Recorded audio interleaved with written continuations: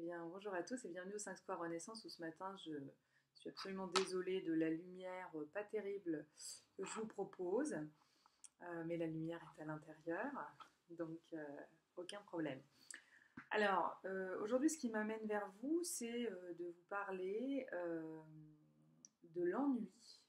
De l'ennui et de la fuite dans des mondes parallèles, parce que je trouve que réellement c'est une problématique de société. Il y a énormément d'êtres qui vivent dans des réalités parallèles, pas nécessairement parce qu'ils sont dans des addictions à l'alcool ou à la drogue. Je crois qu'on a vite fait d'aller vivre dans un monde parallèle parce que soit notre vie ne correspond pas à ce qu'on aimerait réellement vivre, soit parce qu'on a une difficulté en fait à l'occupationnel, comme on dit, et du coup l'ennui vient très vite. Moi je connais énormément de gens qui s'ennuient très rapidement et qui ont nécessité d'être sans arrêt dans l'action, parce que sinon l'ennui arrive tout de suite et avec l'ennui, la peur de la mort souvent. L'angoisse, en fait l'angoisse de qu'est-ce qui se passe quand on fait rien, et qu'est-ce qui se passe quand on fait rien, à quoi ça nous ramène, à la mort bien sûr. Alors moi l'ennui c'est pas quelque chose que je connais tant que ça. Alors bien sûr ce serait mentir que de dire je suis un être qui n'a jamais connu l'ennui. Je pense que c'est inhérent à la nature humaine. On a tous eu un jour une espèce d'angoisse comme ça à se dire qu'est-ce que je vais faire aujourd'hui. Tidadidadou. Voilà, je pense que au moins quand on était enfant, vous voyez, euh, mais c'est pénible. On ne sait pas trop comment c'est. Voilà, au moins quand on était enfant. Et du coup, c'est vrai que bah, c'est des états un peu qui sont désagréables parce qu'effectivement, le fait de s'ennuyer amène tout de suite une angoisse existentielle en fait. Alors, qu'est-ce qui m'amène à vous faire cette vidéo-là? Donc, comme je vous dis, moi, c'est pas tellement quelque chose que je côtoie de près, l'ennui.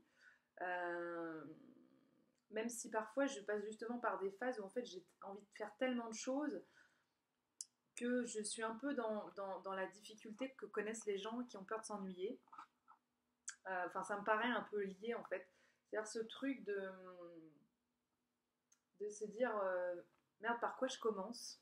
Là, il y a une liste faramineuse de choses à faire. Et en fait, si je la prends dans le mauvais sens, s'il faut, eh ben, ça va être catastrophique pour ma journée en fait, ou ça va être catastrophique tout court quoi. Et ça va me mener ben, un genre de pas de dépression, mais de sentiment comme ça de pas m'organiser correctement quoi. Donc bon, voilà, c'est pas une peur de s'ennuyer, mais euh, finalement c'est une peur d'être ennuyé si jamais je n'organise pas ma journée de la meilleure façon possible en fait. Donc voilà, ce qui m'amène à vous faire cette vidéo, c'est que j'ai regardé il y a 2 jours le film sur la vie de Madame Bovary, un film récent dont j'ai oublié le réalisateur, mais c'est pas tellement le propos. Alors même si le film est très beau et que je vous le recommande à la limite, mais sans le réalisateur c'est compliqué. Bon voilà, en tout cas je vous dis c'est un des films les plus récents parce que des films sur Madame Bovary, bien sûr il y en a eu plus d'un, hein, quand même quelque chose qui on va dire, inspire les cinéastes, j'imagine. Hein, tout, voilà, les romans en général invitent les réalisateurs à les matérialiser sous forme de films. Et en plus, Madame Bovary, quoi, c'est quand même un morceau de la littérature française. Voilà, moi j'ai été bercée dans les effluves de Madame Bovary sans en connaître l'histoire en fait, et du coup je la connais seulement depuis 2 jours. Alors j'avais vaguement une petite idée sur la question, étant donné que c'est un des livres préférés de ma mère et que ma mère est fascinée par le personnage de Madame Bovary. Et donc c'est vrai que je me suis toujours dit, il faudrait quand même qu'un jour je mette mon nez dedans parce que je voudrais comprendre quand même ce qui a tant fasciné la figure maternelle qui m'a servi d'éducatrice et de voilà de metteuse au monde. Voilà, c'est quand même pas rien quoi. Et je découvre que Madame Bovary, c'est un syndrome en fait. et que beaucoup d'êtres sur la Terre souffrent du syndrome de Madame Bovary, souffrent du syndrome d'Emma Bovary, qui est finalement un syndrome d'ennui mortel, parce que Madame Bovary, elle est dans un ennui terrible. C'est un personnage qui rêve sa vie parce qu'elle n'est pas satisfaite de ce qui se vit dans son quotidien. Déjà, on peut supposer qu'elle n'est pas nécessairement très heureuse de son mariage, c'est-à-dire que peut-être elle n'aurait pas choisi cet homme-là. Mais une fois qu'elle est mariée avec lui, eh bien, elle essaie de le faire coïncider à son rêve à elle, en fait. Et je crois que finalement, il y a beaucoup d'êtres qui font ça, c'est-à-dire ils se mettent en couple avec des gens, tout de suite comme ça.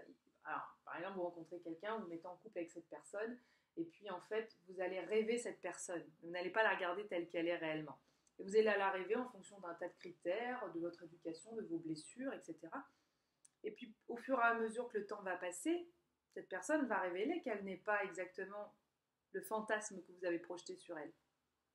Et à partir de là, ça va être compliqué. C'est-à-dire que deux choses, soit vous êtes lucide et vous partez avec le besoin de se remettre en question, peut-être quelque chose, une prise de conscience à avoir, soit eh bien, vous allez vous retrouver dans une situation où eh bien, vous allez en vouloir à l'autre de ne pas être ce que vous voulez qu'il soit.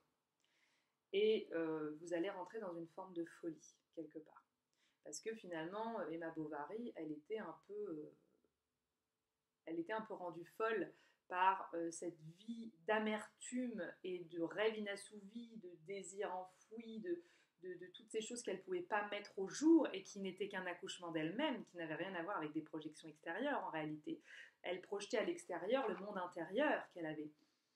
Et donc, finalement, c'est une femme qui se rêvait riche, qui a mis son mari sur la paille pour se construire une vie faste, en fait, construire une vie de princesse, de marquise. Finalement, on peut penser qu'elle s'est entichée de ce marquis, ou en tout cas, déjà, elle s'est entichée de ce marquis parce que ce marquis s'est entiché d'elle. Je ne sais pas si vous avez remarqué, alors je ne sais pas comment c'est traité dans le livre, mais en tout cas, dans le film, on a vraiment la sensation que c'est traité d'une façon où Madame Bovary a son ego qui n'est pas à sa place, parce qu'elle n'est pas construite finalement au niveau affectif, et elle est charmée par Léon, elle est charmée par le marquis, mais au final c'est le marquis qui la courtise, et c'est Léon qui la courtise. C'est-à-dire que on ne sait pas trop si réellement elle a été attirée par ces deux hommes-là, ou si en fait elle a été attirée par le fait que ces hommes-là soient attirés par elle. Et moi, je penche plutôt pour la deuxième solution. Alors, encore une fois, je ne sais pas comment c'est présenté dans le livre, hein, mais en tout cas, moi, j'ai vraiment cette impression-là, l'impression que ça me laisse, c'est une femme qui s'est laissée prendre dans le délire de quelqu'un d'autre, en fait, enfin, dans le délire, dans le fantasme d'un autre, en fait. Léon, il la voit, il a beau savoir que c'est une femme mariée, il y va, quoi. Il y va, il ose, il la courtise, etc. Le marquis, c'est pareil. On se dit, ces hommes-là sont quand même gonflés, surtout pour l'époque. Ils sont quand même gonflés, c'est une femme mariée, et ils sont là à la courtiser. Et elle, est-ce que finalement, elle n'est pas un peu flattée de tout ça? Est-ce qu'elle n'est pas un peu charmée, plus que tomber réellement amoureuse ou réellement éprise? Je ne crois pas. Moi, je crois réellement que c'est une femme qui a besoin de sortir de son quotidien, et tout est bon pour sortir de son quotidien. C'est-à-dire que l'ennui, le fait de ne pas savoir comment remplir sa vie, le fait d'être déçu par sa vie, peut nous pousser à bien des vices, et à bien des vices, à la limite, ça ferait peut-être jugement, mais surtout à bien des écueils. Voilà, parce que là, du coup, elle s'est quand même mise dans de beaux draps, hein, c'est le cas de le dire. Et du coup, ben déjà, elle s'est créée une double vie, alors qu'elle a déjà 1000 vies parallèles à l'intérieur d'elle-même. Et finalement, elle devient un peu schizophrène, cette femme, quoi, d'une certaine façon. Alors, je ne sais pas si c'est vraiment le thème de la schizophrénie que l'auteur a voulu traiter là-dedans, mais en tout cas, moi, ça m'apparaît un peu comme ça, comme une femme qui s'est inventée 1000 vies, qui finit par se perdre dans les 1000 vies qu'elle s'est inventées, qui fait beaucoup de casse autour d'elle en s'inventant 1000 vies comme ça, et qui finit par s'empoisonner, en fait, qui finit par décider de mettre fin à ses jours euh, pour mettre fin à ce délire, en fait, pour mettre fin finalement surtout à cet ennui, hein, à cet ennui, à cette vacuité qui fait que elle ne sait plus par quel bout prendre sa vie pour avoir la sensation d'exister. Parce que finalement, c'est une femme qui n'existe pas. Elle pianote, comme ça, elle trouve des occupations par-ci par-là. Elle existe à travers, enfin, elle cherche à exister à travers son mari, qu'elle pousse à devenir un grand chirurgien, alors que lui n'en a rien à faire. C'est pas, si elle était vraiment amoureuse de lui, elle comprendrait que cet homme-là, il s'en fout de devenir un grand chirurgien. Lui, ce qu'il veut, c'est une vie plan-plan, alors qui lui correspond pas à elle, bien sûr, mais lui, ce qu'il vit, c'est une petite vie plan-plan, où il n'est pas trop dérangé, où il est tranquille avec sa petite femme. Et elle veut tout sauf ça, en fait. Elle veut de l'exotisme, elle veut du feu d'artifice permanent. Alors, je ne sais pas si vous connaissez cet outil qui est l'énéagramme, mais Madame Bovary, elle serait en base 4. Si jamais, enfin, elle aurait une personnalité de type 4, quoi. Hein.